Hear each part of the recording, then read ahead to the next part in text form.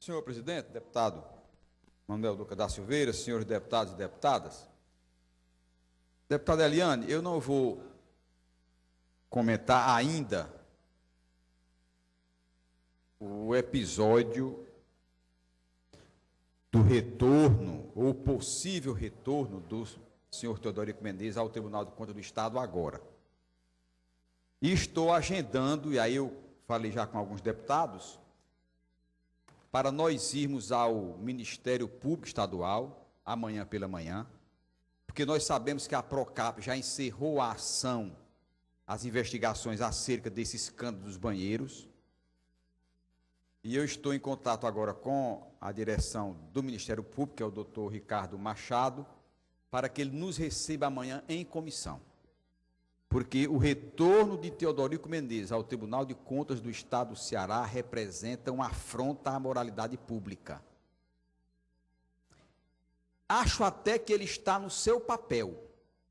O inaceitável é a Corte de Contas não ter mecanismos que impeçam, que a Corregedoria não tenha já feito o seu papel, que os conselheiros permitam que o ex-presidente daquela corte tenha assento na corte para julgar contas.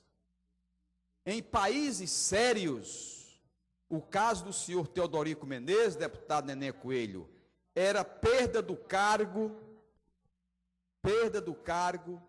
devolução de numerários e prisão. Aqui no Brasil, é motivo de risos, é motivo de chacotas, de brincadeiras.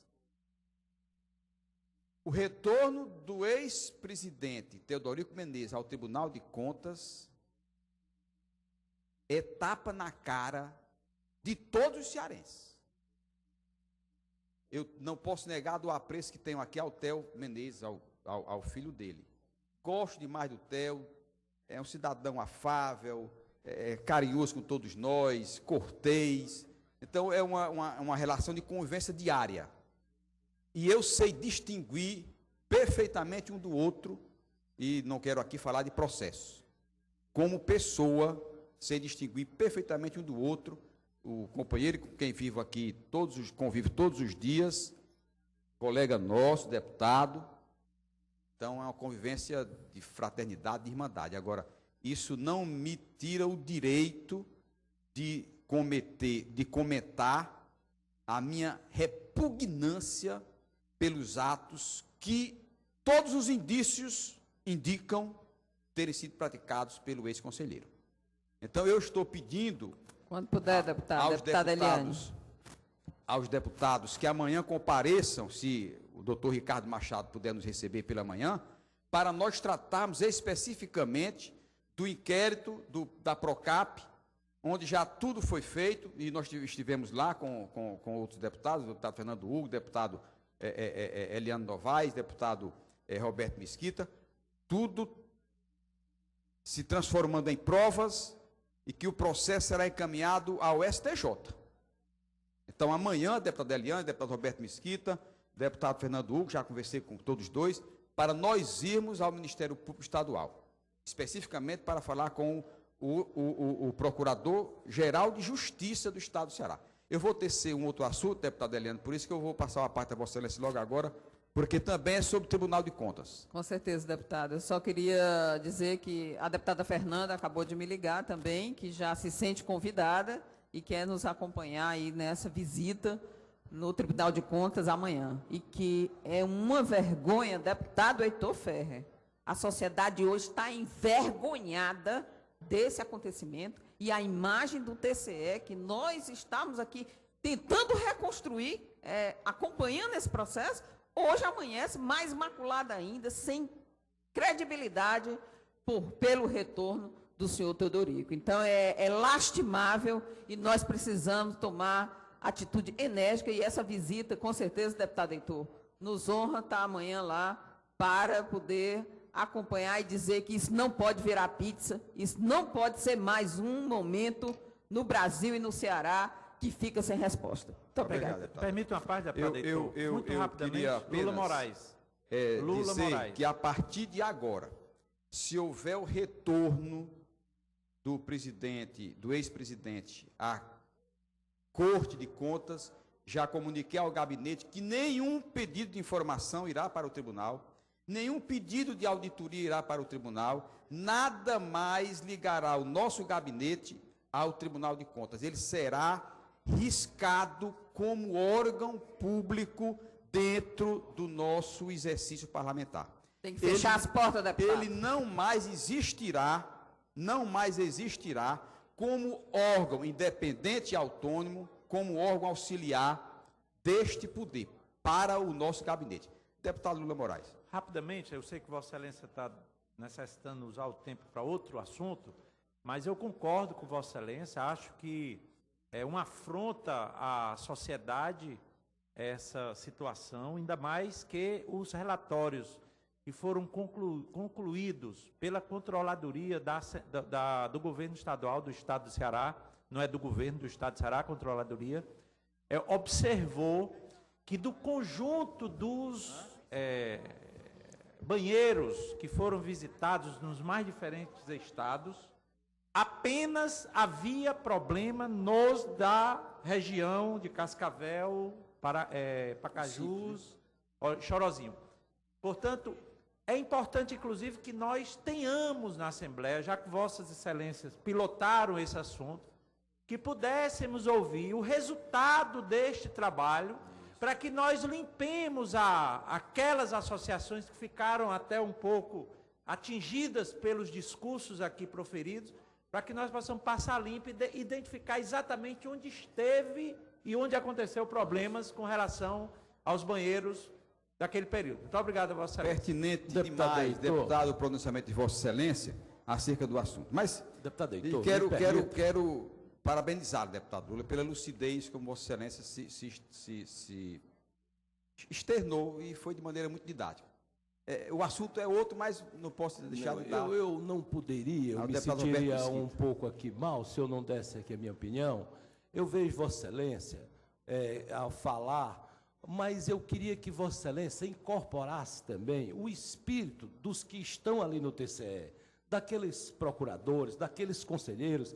É importante que se diga que eles foram tomados de surpresa com a atitude e eles também estão incomodados. Então, ao macularmos a corte como um todo, talvez nós não estejamos pregando a justiça no seu devido local. Há de se registrar também que houve uma atitude intempestiva por parte do conselheiro que havia se desligado e, ao afirmar que tinha saído porque quis, voltaria no tempo que quisesse, e a lei naquele momento não o impediria. E os conselheiros estão reunidos para deliberarem sobre esse assunto, e é interessante que nós não maculemos a corte como um todo, porque esse foi um fato que ocorreu ontem, e nós devemos aguardar e dar o crédito à Corte de Contas para esperarmos qual a resposta que ela vai dar à sociedade para um assunto que é um assunto para eles também novo. Era isso a parte. Eu entendo, eu não consigo ver o Tribunal de Contas tendo um assento para o conselheiro Teodorico Menezes. Eu não vejo, porque os indícios se transformando em provas, obviamente que ninguém pode aqui já fazer pré-julgamentos, mas existe um processo, os indícios se transformaram em prova, e falta agora, e aí nós devemos ir ao Ministério Público amanhã, pedir que imediatamente o processo vá para o STJ, o Superior Tribunal de Justiça, já que ele tem prerrogativa de fórum por ter as mesmas prerrogativas de desembargador. Mas, meus senhores e minhas senhoras, eu não quero aqui ferir suscetibilidades, principalmente do conselheiro do Tribunal de Contas dos Municípios, Ernesto Saboia, até porque nutro por ele amizade pessoal, e aqui vai apenas discordâncias de posição. A lei ficha limpa, deputada Eliane, se prevalecer a tese que defende, e obviamente tem legitimidade para isso, que defende o conselheiro Ernesto Saboia, a lei ficha limpa no Ceará, ela não vai prevalecer. Ela não vai prevalecer. Por quê? Vou tentar aqui, dentro desses 5 minutos, com a benevolência do deputado Manuel Duca da Silveira, explanar para que o tribunal tenha uma posição diferente da que pensa o conselheiro Ernesto Saboia. Deputados e deputadas, a partir de 98, desde 98, que o Tribunal de Contas, ele vem aplicando nota de improbidade por contas irregulares por vício insanável. É isso que o tribunal faz desde 98. E essas contas irregulares e por erros insanáveis, com a eclosão da lei ficha limpa, deputado Sérgio Aguiar, ela exige que, além de contas irregularidades por vício insanável, ela tenha por parte do tribunal o termo, se por dolo à administração pública, por dolo de improbidade à administração pública, ou não. Se o tribunal, no seu julgado, detectou que existe naquelas contas julgadas irregularidades insanáveis, ou seja, contas reprovadas, rejeitadas ou orientadas como irregularidades, como irregular, possível uma parte, deputado Heitor? Como irregular, ou seja, irregularidades insanáveis constando no julgamento, a nova lei, que é a lei da ficha limpa, que fortalece muito os tribunais de contas, diz o seguinte, deputados e deputadas, olha o que é que diz a lei. Aqueles que tiverem suas contas relativas ao exercício de cargos ou funções públicas rejeitadas por irregularidade insanável, que configure ato doloso de improbidade administrativa. Ou seja, se o tribunal, ao longo de 1 ano, 2, 3, 4, 5 anos, analisa e fiscaliza contas, analisa, vai para as inspectorias, e no final o tribunal detecta que aquela conta é irregular e tem dolo, ou seja, o administrador causou dolo, então é um crime de improbidade por dolo administrativo, o tribunal tem que, obviamente, externar esse termo, porque ele deva se julgar competente para isso. E a tese do colega, amigo Ernesto Saboia, do conselheiro Ernesto Saboia, é no sentido de que o tribunal não tem a competência para tal. Ou seja, se o tribunal, que tem todos os meses e anos para fazer julgamento, se diz que não tem essa competência, para efeitos de julgamento pelo TRE, deputado Sérgio Aguiar, a lei ficha limpa desaparece do cenário no estado do Ceará.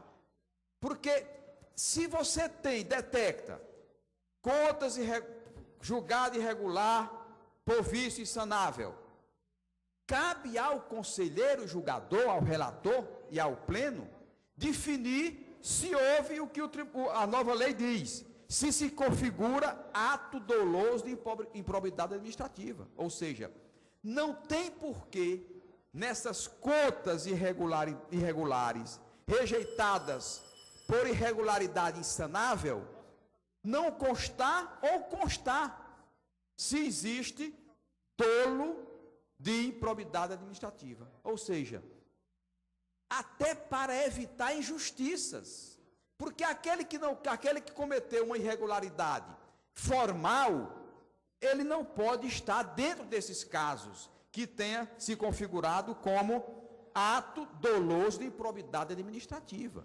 Por isso que eu rogo aqui aos conselheiros do Tribunal de Contas que nos seus julgados prevaleça o que estabelece a nova lei, porque fortalece o Tribunal de Contas, fortalece os mecanismos de controle social, fortalece a sociedade e fortalece a lei. Porque se não houvesse disposição por parte do Tribunal de Contas, o promotor terá apenas 5 dias para tratar de carimbar.